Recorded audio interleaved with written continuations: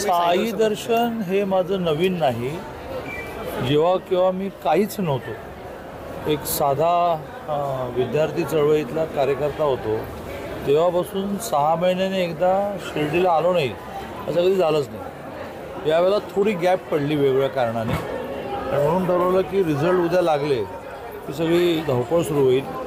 कालपर्यंत प्रचाराची धावपळ सुरू होती, म्हणून पटकन जाऊन येऊ. तेवढ्यात एक नागपूरला दुर्घटना घडल्यामुळे सकाळी लवकर निघून आलो, कारण आज दर्शन राहिलं असतं तर पुन्हा अजून काही दिवस राहिलं असतं. त्यामुळे साईबाबांकडे मागणं नेहमी या समाजातले सगळे घटक, मग प्रामुख्याने महिला जी आमची मातृशक्ती आहे, प्रामुख्याने ज्येष्ठ नागरिक की ज्यांनी हा समाज उभा केला, प्रामुख्याने मुलं जे आमचं भविष्य आहे, तरुण कॅटेगरीमध्ये व्यापारी, शेतकरी, नोकरदार, ह्या सगळ्यांना सुखी ठेव.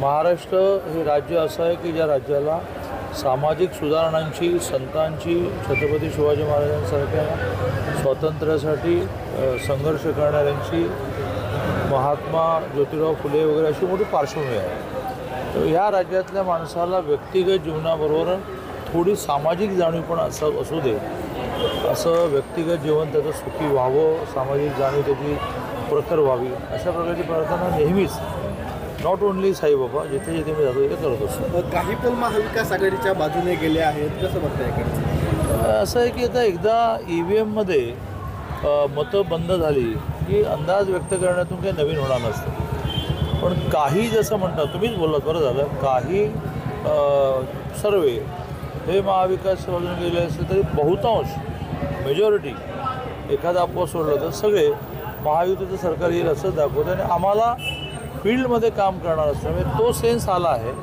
की सरकार आउटराईट वन वे 160च्या खाली नाही, खरं म्हणजे त्याच्या पुढेच जाईल, ब्रँडेड 160च्या खाली नाही असं सरकार येईल. मुख्यमंत्रीपदासाठी शिंदेचं नाव पुढे गेलं होतं का? कोणाचा? संजय शिंदे. नाही, हा निर्णय खरं म्हणजे दिल्ली करेल. आमची तर संघटना शिस्तीवर चालली, कधीच आमच्यामध्ये फूट पडली नाही, कशावरून पडली नाही. गेल्या 2 वर्ष 2.5 वर्षामध्ये एकनाथजी आणि अजितदादांची सुद्धा दिल्लीवर श्रद्धा नाही तर दिल्लीवर विश्वास आहे की आपलं भलं करते, आणि त्यामुळे ते सुद्धा असं म्हणतील किंवा निर्णय दिल्लीने करावा. आमचं तर दिल्ली जे म्हणेल त्याच्या बाहेर आम्ही नाही. सत्ता स्थापनेसाठी जर जागा कमी पडल्या तर सत्ता स्थापनेसाठी जागा कमी पडल्या तर बंडखोर आमदारांना पडणार नाहीत. 160 ब्रँडेड म्हणजे कमळ, धनुष्यबाण आणि घड्याळ, ह्या 160 ब्रँडेड सीट येतील. त्याच्या पुढे अपक्ष अचानक टक्केवारी वाढते आहे हे निवडणूक आयोगाने सांगितलं, संजय राऊत म्हणतात. काय झालं? अचानक टक्केवारी वाढते आहे, का वाढते आहे निवडणूक आयोगाने सांगावे असं संजय राऊतांना नेहमीच प्रश्न पडतात, नेहमीच संशय येतो. जेव्हा जेव्हा ते कुठेतरी अपवादाने विजय होतात त्यावेळेला सगळं उत्तम असतं. जेव्हा निकाल त्यांच्या विरुद्ध जातात त्याच्यावर त्यांना संशय येतो, प्रश्न पडतात, त्याच्याकडे कोणी सिरियसली बघत नाही. राज्यपाल भवनात भाजपची शाखा चालते आहे. आमच्या वाट्याला बहुमत आलं तरी आम्हाला रोखण्याचा प्रयत्न ते करतो, काही केलं तरी आम्ही सत्ता स्थापन करू. आम्ही डॉक्टर बाबासाहेब आंबेडकरांनी तयार केलेली घटना मांडतो. त्या घटनेच्या चौकटीमध्ये जे आहे ते आम्हाला मान्य आहे. घटनेच्या बाहेर जाऊन कुठलाही न्याय आम्हाला कधी मिळाला नाही, मिळू शकत नाही. यांना बाबासाहेबांनी लिहिलेल्या घटनेच्या आधारे ज्या संस्था निर्माण झाल्या, हायकोर्ट, सुप्रीम कोर्ट, निवडणूक आयोग, ED, इन्कम टॅक्स, मान्यच नाही, त्याला काय करणार? म्हणजे एका बाजूने संविधान बचाव असा नारा त्यांनी द्यायचा आणि संविधानातल्या कुठल्याही सिस्टीम मांडायच्या नाहीत अशी यांची परंपरा आहे. वेळेत निर्णय झाला नाही तर भाजप गौतम अदानी. बरं, आज भरपूरच विचार केलेला आहे तुम्ही. ऑफिसने प्रश्न टाकले, वेळेत देखील संजय राऊत म्हणाले. तर संजय राऊत हा माझा विषय नाही हो. काय सकाळी संजय राऊत साईबाबांचं दर्शन बाहेर येऊन आला तर संजय राऊत करू नका, कारण आणि ते माझे मित्र आहेत, त्यांना तो रोल दिला आहे. त्यांना व्यक्तिगत भेटीमध्ये त्रास होतो की असे प्रश्न मी का विचारतो, पण त्यांना ती भूमिका दिलेली आहे, ती भूमिका ते बजावतात. He is my very good friend, आणि त्यामुळे माझा त्यांच्यावर विश्वास आहे की ते मनापासून काही म्हणत नाही. प्रकाश आंबेडकर म्हणाले, ज्यांच्याकडे जास्त संख्याबळ आम्ही त्यांच्यासोबत, त्यांना सोबत येणार. जे कोणी सोबत येतील त्यांना घेऊ, पण सरकार बनवण्यासाठी कोणाला बरोबर घ्यावं लागणारच नाही. 144ला मेजॉरिटी आहे. 160च्या खाली एकी सीट येणार नाही. त्याच्यावर जे येतील अपक्ष आणि जे येतील त्यांचं स्वागत आहे, तो बोनस आहे. अजित पवार हे इलेक्शन नंतर परत आमरण उपोषणाचं जाहीर केलं. या लोकशाहीची ब्युटी म्हणजे सुंदरता अशी आहे की पूर्ण स्वातंत्र्य हे भाषण स्वातंत्र्य आहे, आंदोलन स्वातंत्र्य आहे.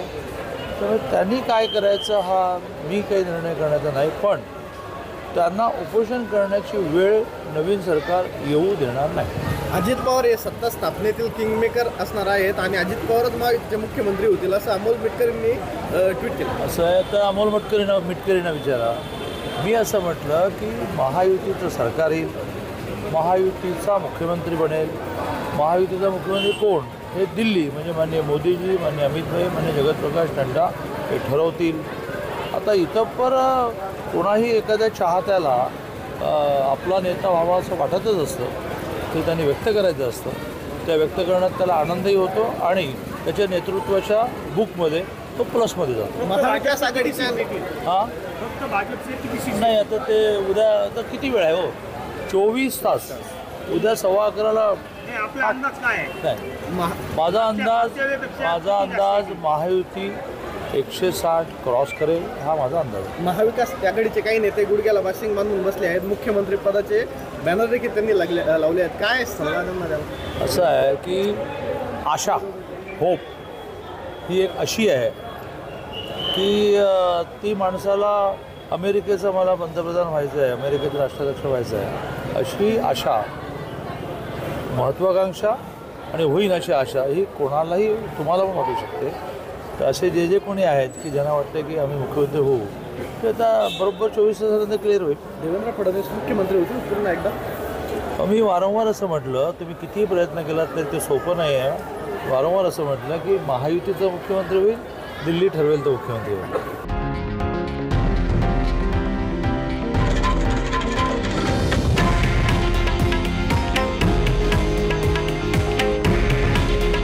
हे आहे देशातील नंबर 1 न्यूज नेटवर्क आणि आपण पाहत आहात TV9 मराठी.